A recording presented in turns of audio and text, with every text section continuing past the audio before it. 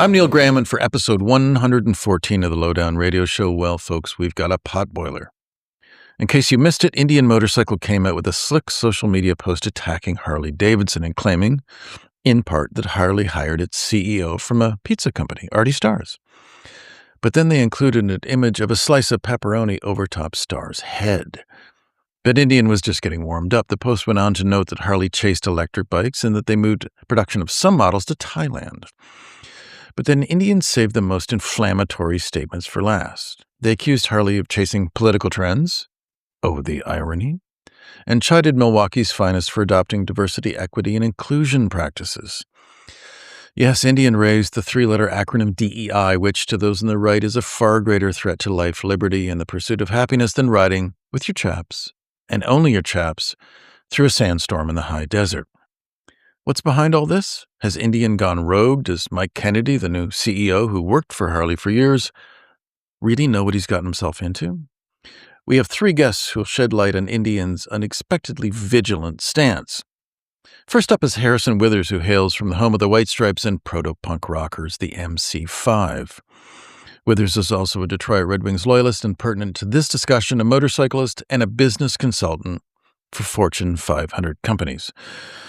Then it's on to a man who loves Indian. Texan Robert Pandya worked in PR for Polaris when they reintroduced Indian a dozen years ago, and he'll tell us what he thinks of what's gone down. Finally, the incomparable Michael Ularic rowed his boat to shore to give us his steely-eyed take on the business case for Indian's hard swing to the right. Can you take me through what is or who is behind Noise Media, which is Indian's PR firm of record? So Noise Media, at least at one time, listed Brad Parscale as a member of its leadership team on its website. It's currently not on their website, interestingly enough. It's unclear when that disappeared. But Brad Parscale is a former Trump campaign manager. Was known for, ultra right-wing messaging and the kind of thing that we see regularly from that side of the political spectrum. So what happened? The one thing that there are these influencers started going out, and what were these influencers saying about Harley-Davidson from this PR firm? So we believe. Well, it's so we believe. It appears that there was a coordinated effort between right-wing, influencers and a PR campaign. And what appears to have happened is these influencers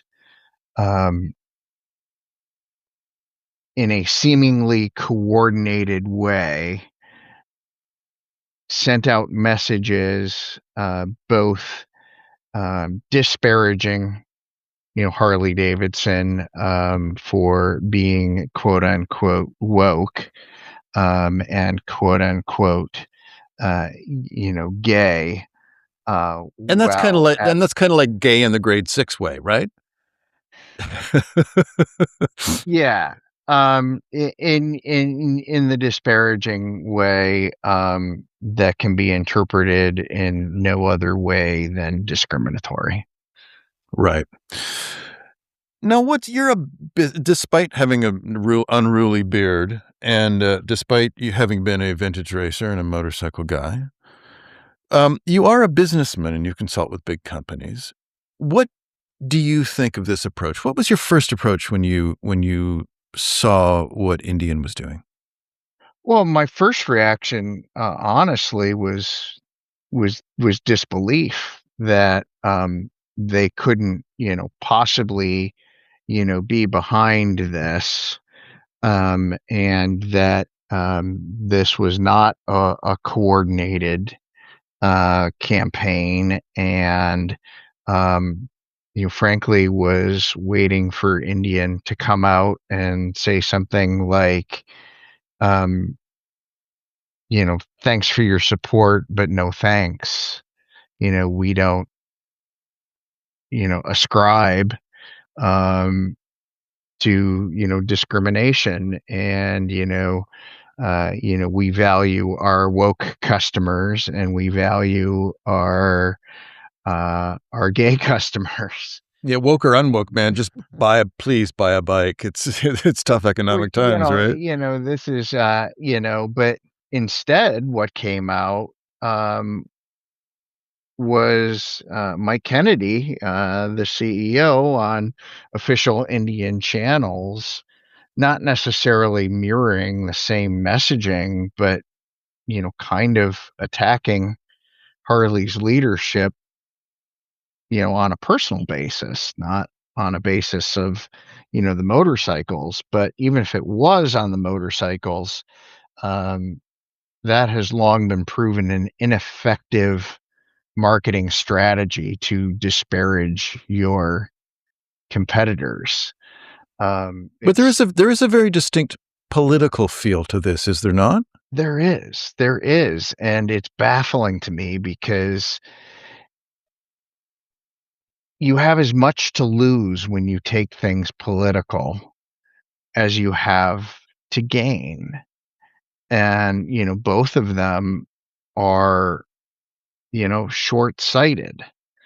Um, if you look at, marketing success stories, and I'm trying to, keep my personal feelings, somewhat subdued here, the great marketing success stories have been built on inclusion, not exclusion. I'll name Subaru as one of those. Um, it just has never made any bit of business sense um, to either disparage your competitor's product or or your competitor's customers, because these are the things that you're actually trying to win, the customer.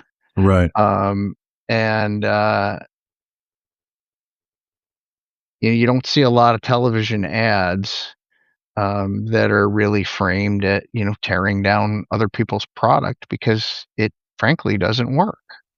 Well, especially when I mean, this is a very specific aim at Harley-Davidson, and I mean, if there's anything we can learn about American motorcycling, it's that people really love Harley-Davidsons. Now, they don't love them enough, or they don't buy them enough in the numbers that they once did, but nevertheless, um, I mean, people really love Harleys, and is trying to make them is woke and gay enough to discourage Harley enthusiasts from buying a road glide?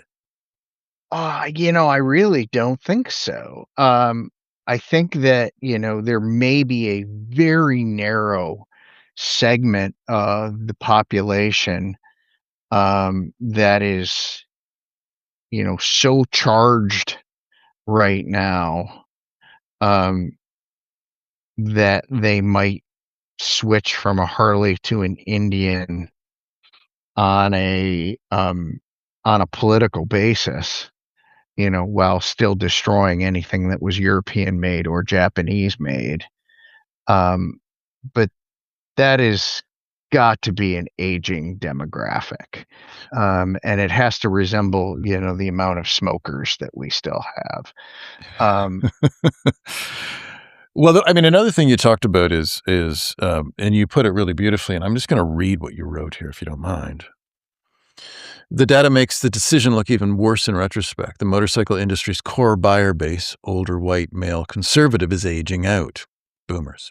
The median rider age was 50 in 2018. I'm sure that's up now, up from 27 years old in 1985. The customer's Indian needs to survive long-term are younger, more diverse, more urban, and they are, by every available measure, repelled exactly by the kind of campaign Indian just ran. Growing rider communities, Latino, Black, Asian American, skew younger and represent the industry's only realistic growth plan. So this seems really bizarre to me, and it's to me it smacks of a certain desperation. But you, unlike me, who never gets in the front door of large buildings. You deal with corporations. I deal with corporations. So tell me, and a private equity Carolwood LP that owns Indian, are they equipped to understand what's going on here? Do you think Carolwood has any idea what's going on? Are they behind it, or is this kind of a rogue Kennedy PR firm operation? And I don't know. Take me through this. What's your best Okay. guess? Well, first of all, private equity, generally speaking, not categorically speaking, is not in the business of owning their acquisitions for long periods of time.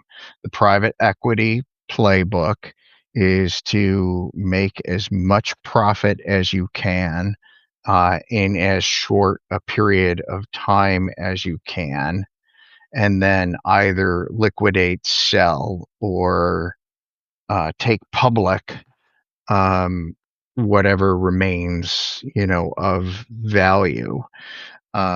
So it would not be out of the question to trade a short-term sales spike based on a political basis in order to maximize profits in the short term. Without knowing more about Carolwood, can't say whether that happens or not. I guess the problem with that, and the one that I can't figure out, is you're actually damaging the residual value of whatever's left after this very kind of short-term targeted sales spike, if it actually turns out that way, does, right? Because who wants to um, buy a company or buy a stock, from a company who has now earned the reputation of being discriminatory? And if it was a rogue PR action, why have we not heard from Mike Kennedy? Why have we not heard from Indian anything in the contrary? Because It's not. the post as of this morning, the post is still up, and there are no caveats, there are no oops or doubling down. It's still there, isn't it? There's no Kavit Emptor. There's no, Yeah. there's no acknowledgement that this was anything, other than, intentional. And really, we talk about, public relations and what the function of public relations is as opposed to marketing. A key component of public relations is crisis and image management. Um, and if there is a public reaction, such as, this podcast, um, it's noise media's job to mitigate that if in fact it was not intentional. Well, there's an old, and I don't even remember the exact words, but the old chestnut about publicity, which is as long as they spell your name right, it's worthwhile. I mean, everybody's talking about this. It's getting a lot of attention. Is there not a chance that this attention itself is the end goal, and this will die?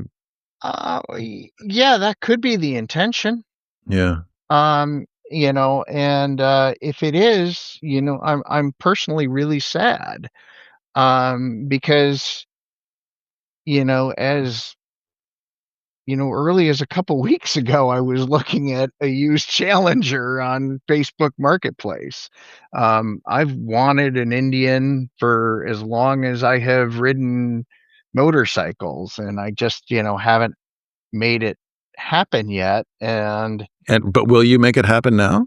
No, I definitely will not make it happen now. And, What do you find personally so reprehensible about this? I mean, reprehensible is my word. I mean, what is your response to this?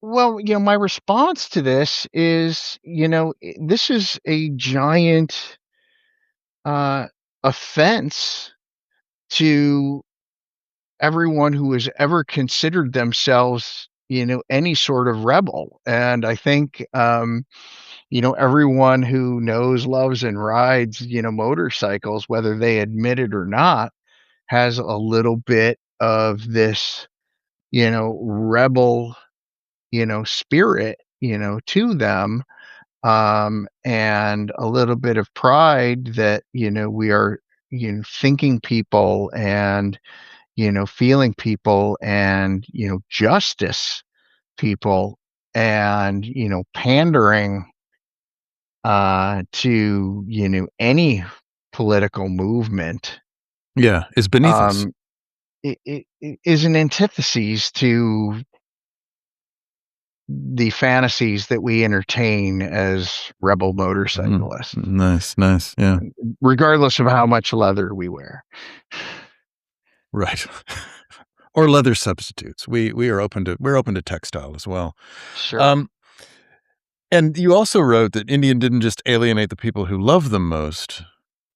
Which you love the brand, I do. did. They alienated the people that they needed the most. And I think when you look at, at the rise of brands, Suron, CF Moto, these are accessible, relatively inexpensive brands that welcome everybody in the way that Honda did in the 60s.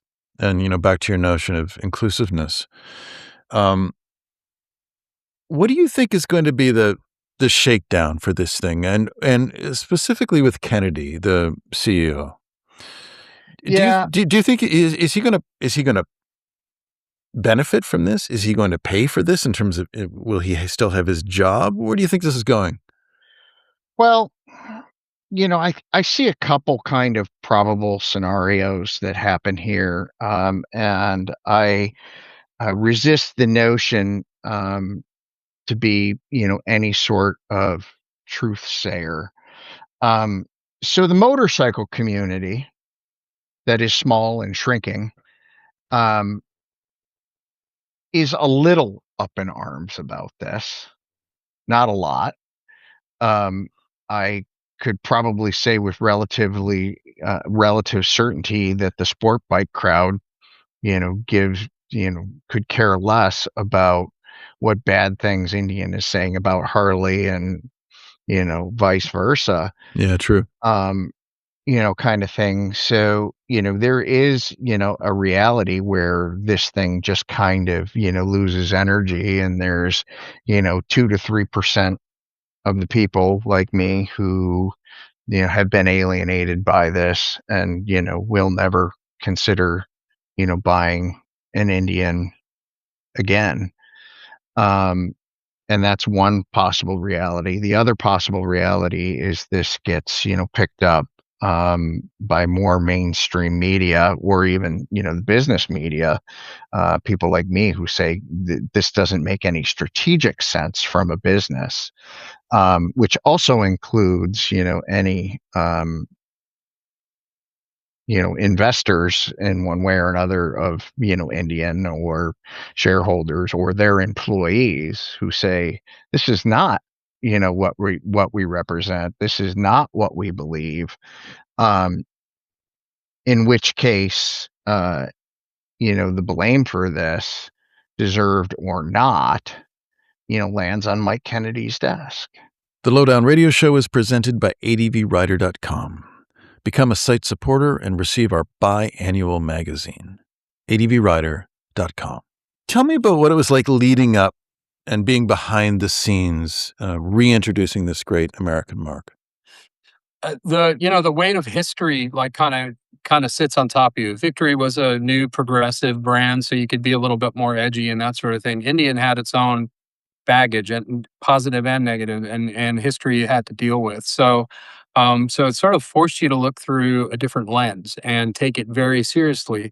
And in my own background, my mother has always she's British. She's always had an appreciation for history and what makes today today, and I think that background helped me realize how important it was for Indian in that launch, how critical it was, and that people, years from that time would be writing about how Polaris had acquired Indian and what they did to launch the motorcycle. So that weight carried with me quite a bit. And just to be specific, you were the PR guy and had a team of PR people working on Indian and a Victory at the time. Now, in terms of bringing Indian to market or back to market, because many had tried, and Polaris was, of course, the most serious and the most had the deepest pockets of anyone to do it. How did you deal internally with Harley-Davidson? Because when there's two American brands, you're going to be compared to them, and they were the big ones. So what were the internal conversations like in how you addressed that? That's a great question, and that was the overriding concern on the whole thing, right? So they're the gorilla on the playground, and the whole point.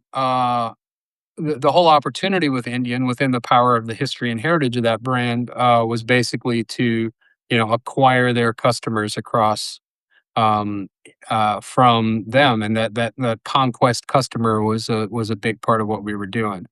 Victory customers seemed like a slightly different fit, typically graduating from Japanese products, whereas an Indian motorcycle customer probably would come across from a heritage standpoint, right, in a broader sort of scheme. Heritage meaning Harley-Davidson. Yeah, absolutely. Okay. They had that appreciation for that history. Right. So we launched. Now, mind you, nobody had seen the current modern Indian motorcycle at this point. They had seen the bikes that had come from what was it, South Carolina, I think it was, and the bottle cap engine bikes, which were basically like sort of an S&S motor, in a chopper frame with big fenders on it. Yeah, I remember those. And Yeah. so they had seen that, and it was very much a Harley-Davidson engine with the pushrod tubes crossing, and it was clearly a Harley-Davidson based engine. And so they hadn't seen what we were doing, and we knew on the team that there was a massive amount of commitment to history and heritage and the engineering to make this absolutely look like an Indian motorcycle, and they did an amazing job on that. So that informed everything we had to do, and we knew we were launching a really authentic looking, sounding, feeling product that was still modern, that bridged the gap from what a 1970 Indian chief never existed, but we drew it to understand the lineage of where it would come. Or Greg Brew and his team did that. So so the original campaign was positioned as a new choice is coming to American motorcycles, and we had a variety of ads that it was a little bit pokey, but we really we people with thin skin took it as a punch. But I think the broader industry like sort of got it. So we had like diptych type pictures where there'd be a black and white image of a scene of a bunch of Harley riders and a color scene of a Indian motorcycle rider. And the one side said black sheep, which is cool, right? You're the black sheep. That's tough motorcycle guy. And then on the Indian side, it said wolf, right? So that was like kind of a interesting way to say you can break apart from the pack even if you're hanging out with the black sheep. But right? pretty subtle and with a sense of humor.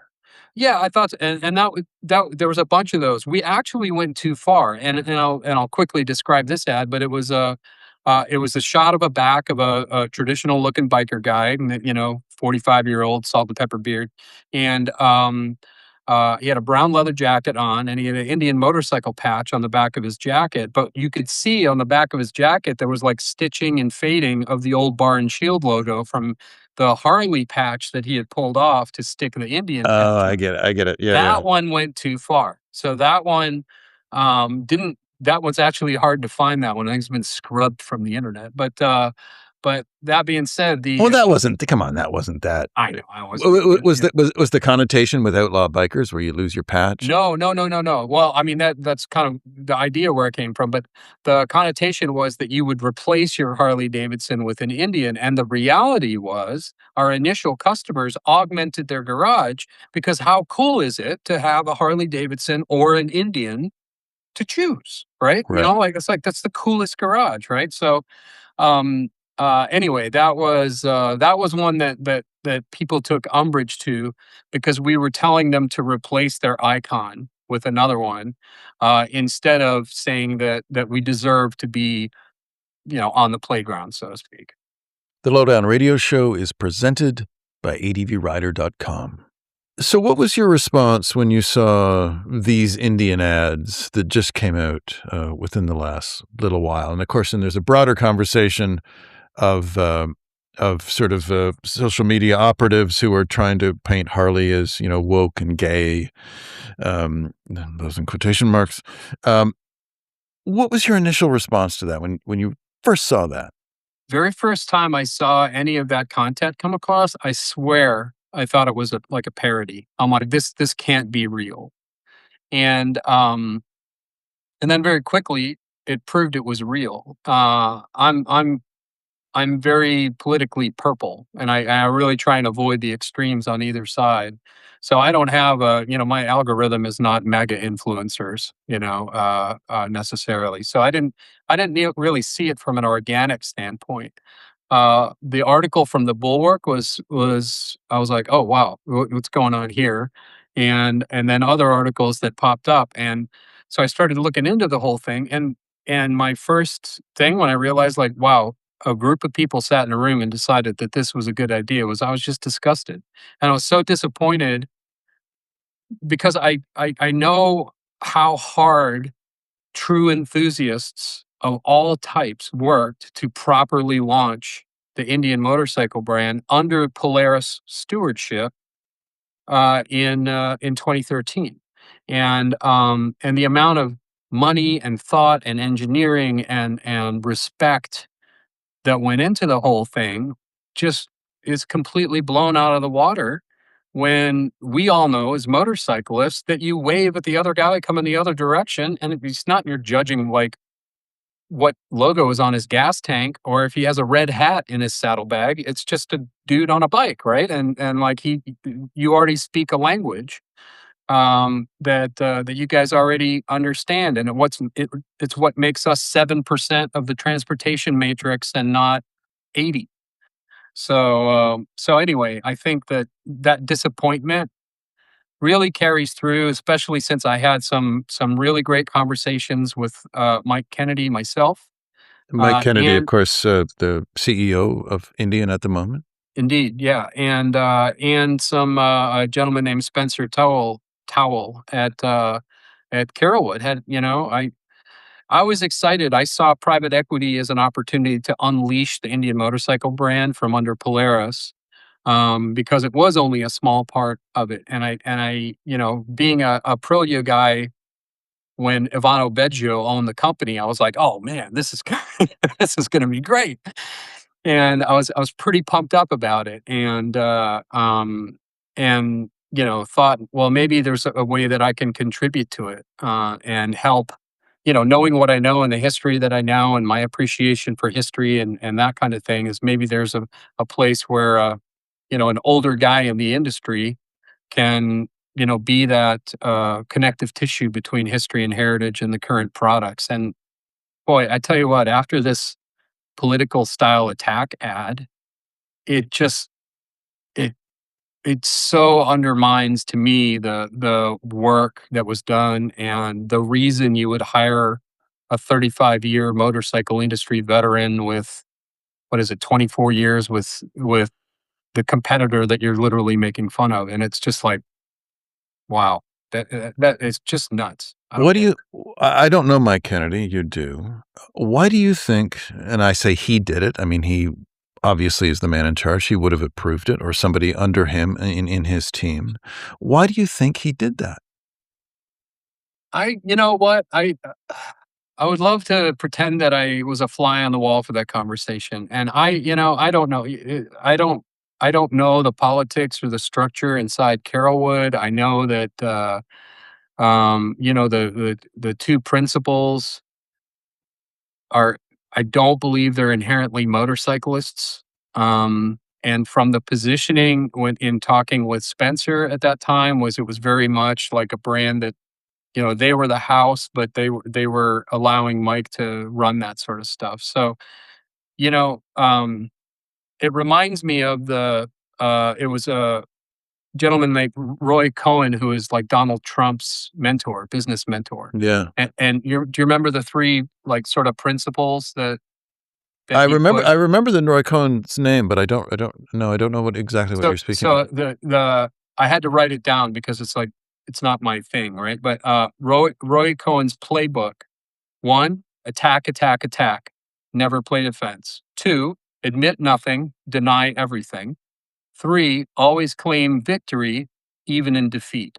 So that's basically the playbook for this new PR agency, which has that MAGA background. And in saying those things, that sounds very much like the way things go, and the way political ads would run, and that sort of thing. And I'm disappointed because once you go on this sort of attack and you have to follow these three rules essentially, um, the only thing that's left is like deny, deny, deny. Meanwhile, all your customer base who are appreciative of any other rider out there are like, man, I don't like the flavor that leaves behind. And are going to, choose, you know, to not buy that or to go back on and defend the Harley Davidson team and their products and their bikes. So, you know, you can make fun of Artie Starrs for not having 35 years of experience in the motorcycle industry if you want, but he's got an entire career experience in customer service. And I have said on previous interviews, I've said that I feel like Artie Starrs was the right CEO for Harley Davidson and Mike Kennedy was the right CEO for Indian in their two respective things. And I'd even proposed that it would be really cool if there was a PSA where those two guys were on camera inviting people to become motorcyclists. Pick your brand later, but just come ride with us.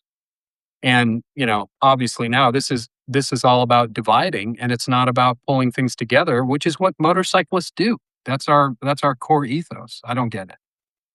Michael, I'd like you to sort of wrap up this discussion of this new Indian initiative with your usual cold-blooded analysis of the situation. And what I wondered when I saw this was that, Indian is owned by a large company, and they do not do things for fun. They must see, or they must envision that there is an upside business-wise to what they've done. So what is the case? What is the business case for coming out and attacking their main rivals so vociferously? So thanks for having me on. Again, to answer your question is I don't know because this move, this marketing tactic goes against kind of the very basic tenets of how to grow a business. Yes, differentiation is very important, particularly when you're in a niche or in luxury goods, which both of which apply to Indian motorcycle and Harley Davidson, the target of their lack of a better word attack. However, there doesn't seem to be a great deal of reason to do this. What do I mean? If you how did Stefan Peer, going to our conversation from the last episode with me on how did they take KTM from zero motorcycles and bankruptcy to Europe's largest maker, OEM, 300 plus thousand units a year? They didn't do it by attacking the Japanese or the European competitors. They did it by making KTM aspirational. They did it by talking about how cool they were. Hey man, we're ready to race. We're having a lot of fun over here. And we got some pretty edgy vehicles. You wanna come in? You wanna join? Right. That attitude works. It's not good for everyone, but it doesn't push people away. I mean, there's always some. There will always be some people who find something you do irritating. I know I irritate a lot of people. But God, yeah, that's so true. That's really true. but in this case, Indian is I would characterize this this marketing campaign as a ritualistic purity test aimed at a very small pocket of a very small sector of the world motorcycle market. Cruisers are dead everywhere in the world but the US and a little bit peripherally in Mexico and Canada. It is a shrinking market. You know, it has been like Harley-Davidson has suffered more than 10 years of declining sales, declining revenue, declining shipments. And that's the healthier of the two American cruiser companies. Now, Victory has not been profitable except for 1 year out of the last 70. You said Victory. Did you mean Indian? Pardon me, Indian has only been profitable 1 year out of the last 70 that it's been owned by 8 different companies. So what profitable 1 year in 70? 70? 70. It has been owned, transferred ownership to 8 different organizations. Right. Polaris Industries, a big company, lots of resources, well-run business. They managed to turn a profit with Indian 1 year out of the 20 odd that they owned the thing. So the point I'm trying to illustrate here is the market has spoken. The market has spoken very clearly. There has been private equity owners. There have been private equity owners of Indian, such as the current owners. That didn't work. Industrial partnerships like Polaris, well-heeled, full of engineers. That didn't work. Hype men and frankly, con artists and fast-moving, entrepreneurs with big dreams. I'm thinking of, the Climber years. I'm not judging those people. They were all, I hope well-intentioned, but no different attack angle on this worked. So here you have a small boutique motorcycle company that was divested by a company with all the resources to make it work. They couldn't. They just were glad to get rid of it. And the new owners decided that, hey, guess what? Let's attack the only real competitor we have in our collective dying market, further carving off, because this has been offensive to some, I think a lot more people than they thought. Yes. As some of your other guests may have said.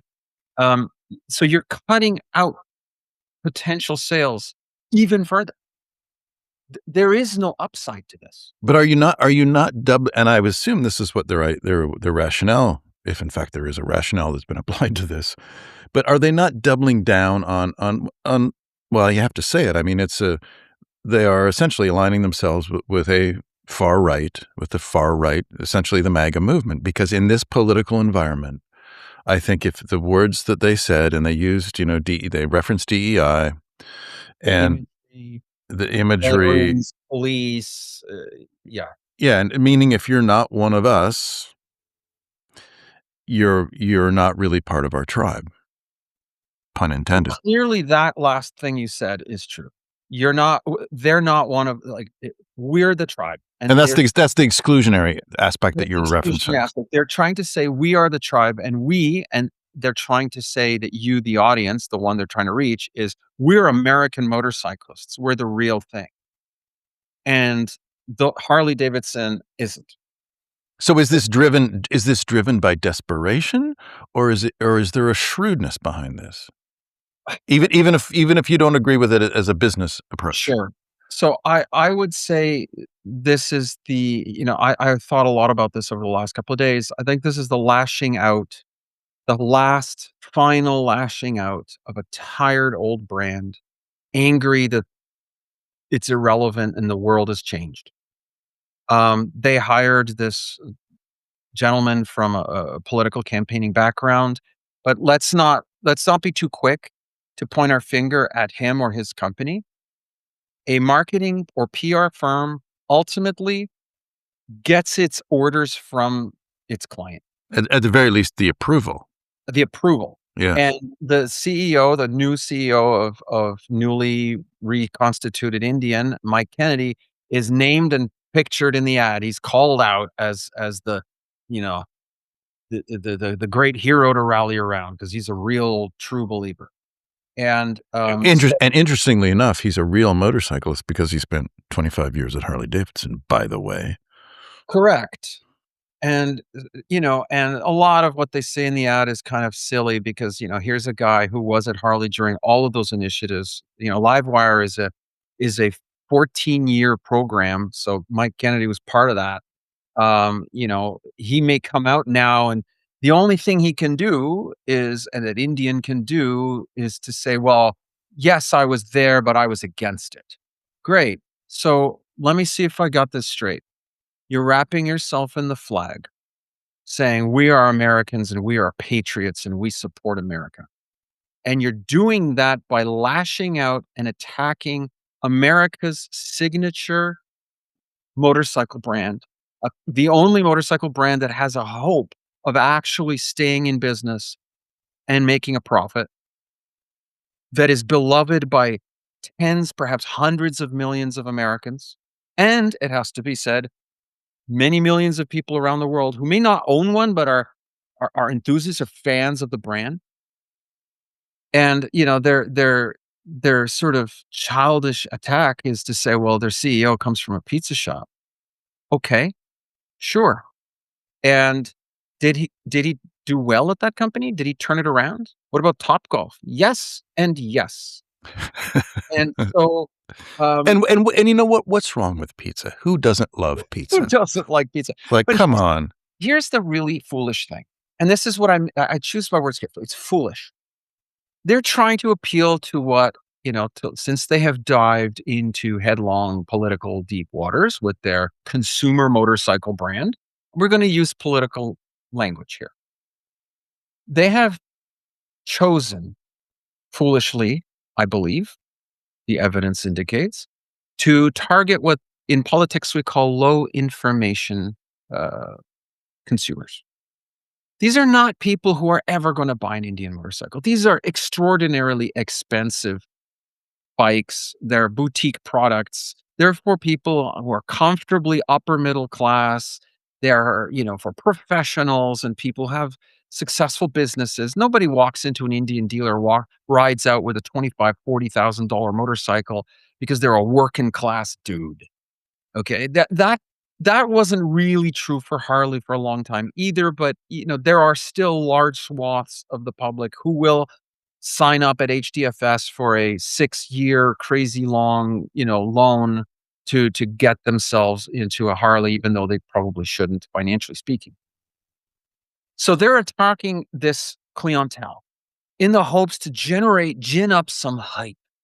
And this is what, the first question, what was the point? The point was to make noise. That's why you hire a political campaigner, to generate noise, to point attention to this company that is, and let us be absolutely clear, dead. It is alive like a zombie. I mean, I've written about this. It's a very popular article in Canada Moto Guide back in the day, and now at ADV Rider.